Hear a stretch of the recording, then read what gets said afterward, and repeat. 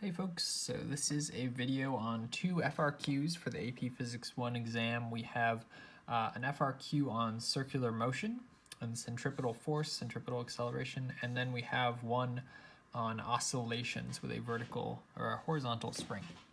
All right, so the first is number 3 here. It says an amusement park ride consists of a large cylinder rotating around its central axis as the passengers stand against the inner wall of the cylinder. Once the passengers are moving at a certain speed v, the floor that they're standing on is lowered. Maybe you've been on this ride. I have not. It looks cool though. Each passenger feels pinned against the wall of the cylinder as it rotates. Let R be the inner radius of the cylinder. So A, draw and label all the forces acting on a passenger of mass m as the cylinder rotates with the floor lowered. B, describe what conditions must hold to keep the passengers from sliding down the wall. C, compare the conditions in part B for an adult passenger of mass m and a child passenger of mass m over 2. All right, so what we're going to do, we're going to go ahead and flip all the way back to the answers. We're going to go through how the solution looks for this problem. Just go ahead and get this set up. All right. Okay, so part A, let's focus. All right, thank you, phone. Okay. Part A, the forces acting on a person standing against the wall. Of course, we have gravity downwards, the force of weight. We have the normal force from the wall. Now, when we look more into why that exists, the reason for that is if we're going in circular motion and they're going rotating or spinning around in a circle, the requirement for circular motion is that there has to be some amount of centripetal force inwards, acting inwards, to keep this object, in this case our person, going in a circle. Because their velocity, even if the magnitude of their tangential velocity doesn't change, maybe they're spinning around at the same rate, the direction of that velocity is constantly changing. So at one point they might be heading east. If the walls disappeared, they'd fly off eastward, and then a couple seconds later they might be heading north. So we're changing the direction of the tangential velocity constantly, so we need that centripetal force, centripetal acceleration to do that. So that normal force from the wall exists because there has to be that centripetal force acting inwards. Again, Fn, normal force directed towards the center of the cylinder. And then we do have static friction. So if the person is sticking to the wall as the floor has been lowered, obviously gravity wants to make them go down, but it's not successfully doing that. They're not sliding down the wall. There has to be some force upwards. And the cool thing about this is static friction can provide that force upwards because we have a normal force. We know the force of friction depends on the normal force, and so for there to be static friction, there must be some normal force, which we said is in fact there coming from the wall due to the need for a centripetal force in circular motion. So the static friction is counteracting the weight to keep them in exactly the same spot on the wall, not sliding down as the floor is removed. All right. And part B. In order to keep a passenger from sliding down the wall, as we said, the maximum force of static friction must be at least as great as the passenger's weight. So we know that there's a mu-s. That mu value is based on the materials in contact, the person's shirt or pants or their clothing and the wall. So based on those materials, there's a certain mu-s, a coefficient of static friction. And the normal force has to be great enough that maximum, again, this maximum value, force of friction max for static friction, based on the mu, which isn't going to change, the materials are going to be more or less the same, and the normal force. So we have to have a big enough normal force that maximum force of static friction is at least as big as gravity, because it needs to counteract gravity, act upwards to keep the person from sliding down the wall. So again, we said that this maximum force of static friction has to be greater than or equal to gravity. Therefore, mu-s times Fn has to be greater than or equal to mg, where mass m is the mass of a person. Now, we're looking at circular motion, so neither the force of friction nor weight has a component towards the center, so they are not going to be part of centripetal force. It's just the normal force. So Newton's second law says the normal force, which is our centripetal force, is equal to mass times acceleration. Now, instead of acceleration, we have v squared over r. The tangential velocity divided by the radius gives us our centripetal acceleration. So this is centripetal force, which is Fn, is equal to the mass of the person times centripetal acceleration, which is v squared tangential velocity squared over r, the radius of the circular motion, the radius of the cylinder. Substituting this into the previous equation, putting that in for Fn, we get mu s times mv squared over r greater than or equal to mg. Mu s must be greater than or equal to gr over v squared, because the masses will cancel out there, and we can just isolate that coefficient of static friction. So the object does need to be, based on the fact that we could rearrange this too and solve for v. So the coefficient of static friction must satisfy this condition to keep the passenger from sliding down. Another way to think about it is if we solved it for v, then based on whatever the coefficient of static friction is in a given situation, the gravitational acceleration g and the radius of the cylinder, we have to be moving fast enough. So v would have to be greater than or equal to, it would end up being the square root of gr over mu s. So we'd have to have enough speed that they're not going to slide down the wall. And that is, in fact, what the situation is. You have to be moving fast enough. Part C, since the mass m canceled out when we were deriving, these conditions are independent of mass. So this inequality holds for the adult passenger and the child. Really, it just depends on, again, that coefficient of static friction, which planet you're on for gravitational acceleration, the radius of the cylinder, and how fast you're moving. The mass of the person is not going to affect that, whether or not they slide down the wall. All right, so that is number one. So that's our first FRQ for circular and centripetal, circular motion, centripetal force. Now we're gonna flip back to, we have FRQ number 2. This one is oscillations. So a block of mass m is oscillating with amplitude a on a frictionless horizontal table connected to an ideal spring of force constant k. Has a period of oscillation t. At the moment when the block is at position 1/2 a and moving to the right, a ball of clay of mass m is dropped from above and lands on the block. First, it asks what is the velocity of the block just before the clay hits, after the clay hits, what is the new period of oscillation, what is the new amplitude of the oscillations in terms of a, k, m, and big M and little m. And then E and F say, would the answers to part C or part D be different if the clay had landed on the block in a different position? Support your answer. All right, we're going to flip back and go through the solution to this one. Let's see if we can find it here. Number 2, number 3. All right, so for the first one, we know that when we're oscillating like this, that on the two sides, x equals negative a and x equals a, the type of energy that exists is only spring potential energy. Our object is in that instantaneous point not moving. It has no kinetic energy. It's just spring potential energy at the two ends. Right at the middle, x equals 0, it's moving at its maximum speed, and we don't have any spring potential energy. It's just kinetic energy. So we've got spring potential at the two sides, kinetic in the middle, which allows us to use conservation of energy based on the distances a. So we're stretching the spring distances negative a and a, either to the right or to the left, to get that spring potential energy.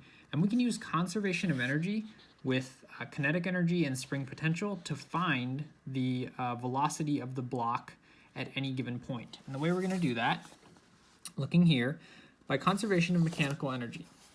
If we pick right here, this is 1/2 mv squared. This is the mass of the block and its velocity, the velocity we're trying to find. At that point, we also have some amount of spring potential energy. We're looking at the point where it's halfway between the far right side and the middle of its oscillations.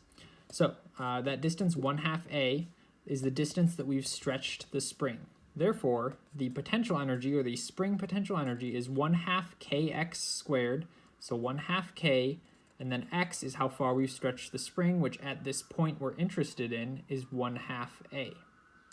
So we get, this whole left side is the energy at the point we're interested in, some kinetic energy plus some spring potential. And we know that must be equal to the spring potential energy at either the left or the right side, which is when it's stretched to that full amplitude A, the spring energy is 1/2 Ka squared. So we just go ahead and solve that for V, doing some algebra going through, and we should end up with V equals the square root of it, or V equals A, the amplitude, times the square root of 3K over 4M. So that would be, in terms of our variables, that's the velocity right before it hits. All right, now it's important to know that the velocity of the clay ball transfers or delivers no horizontal linear momentum to the block.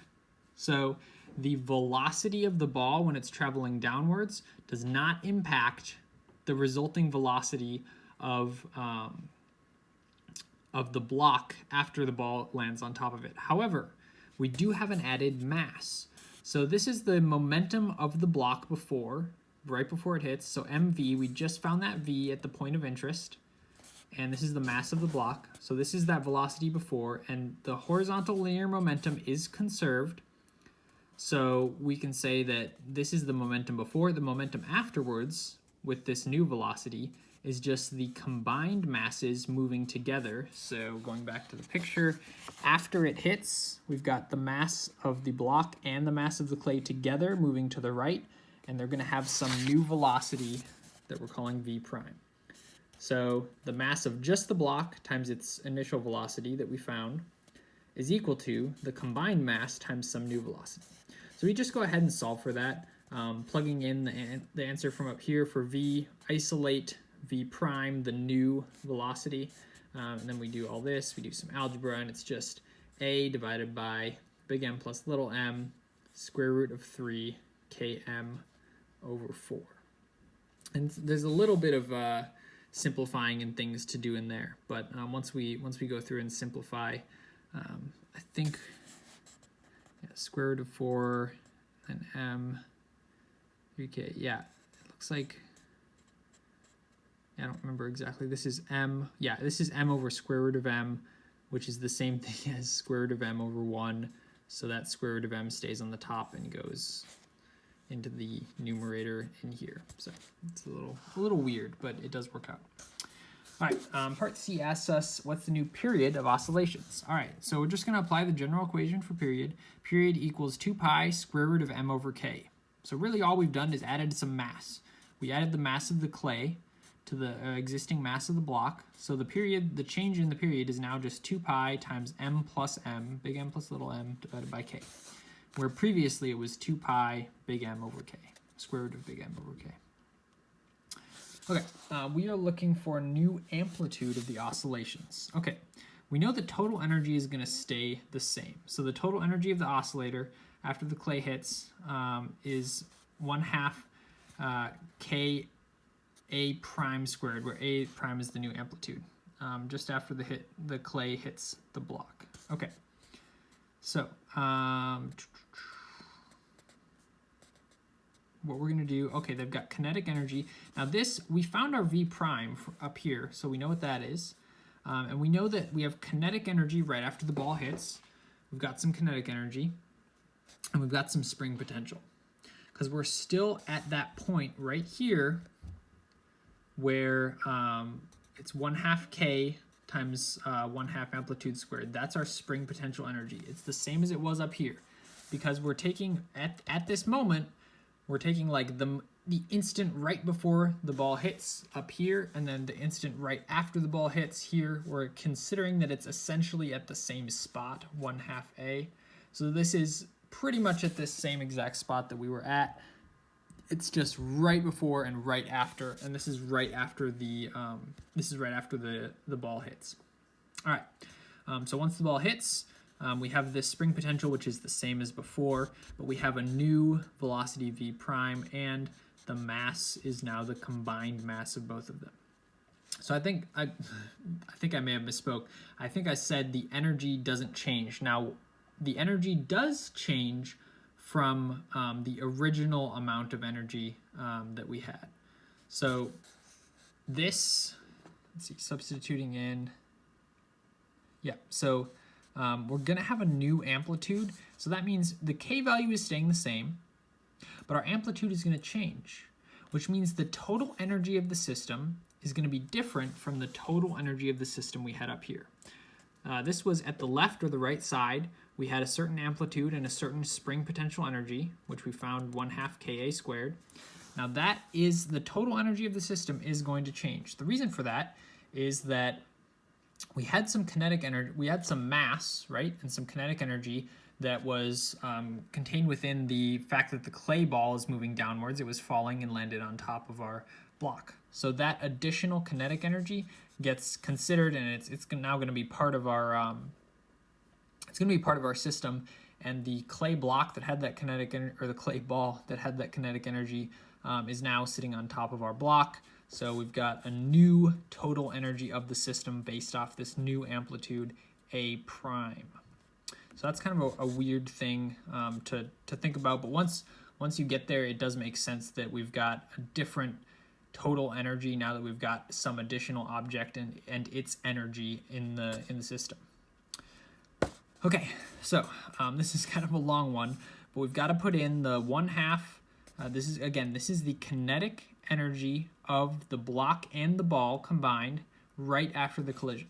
1/2 times the combined mass, and then again this velocity from part B that we found right after the collision.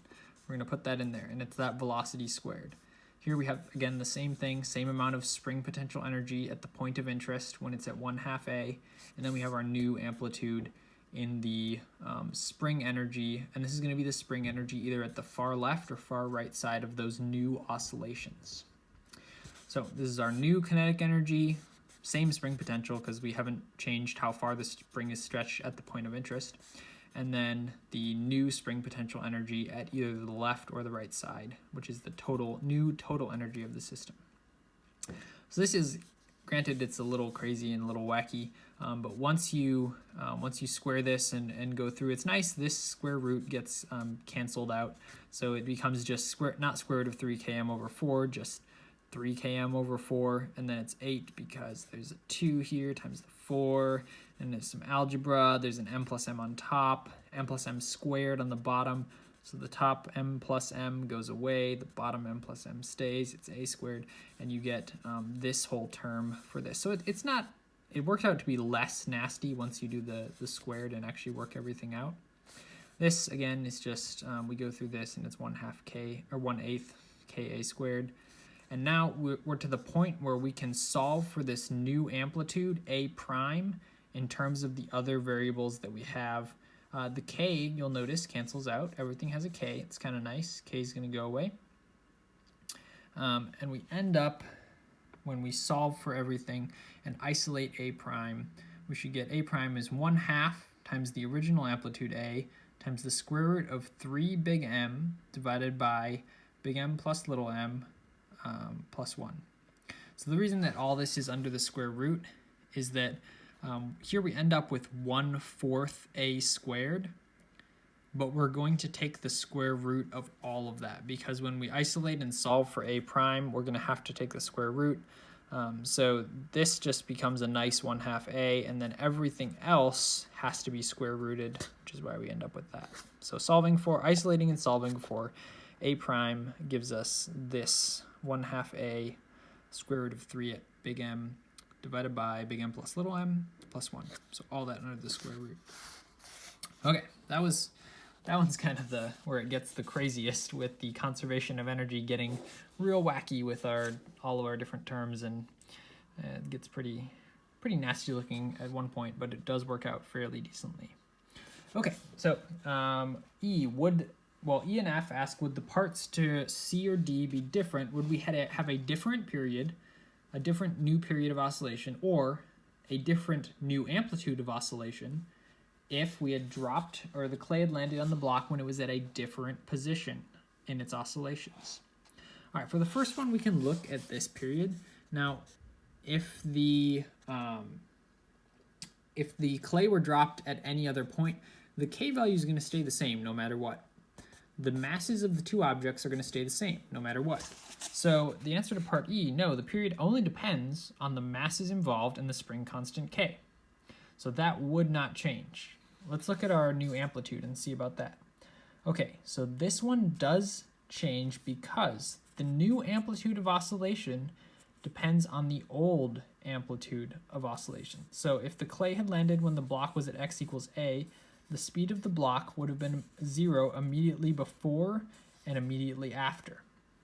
If we had put that in here, let's say that this whole thing was a conservation of energy to find the new amplitude when the block was at one of the far right or far left points. If it was at the far right or far left points, there would be no kinetic energy.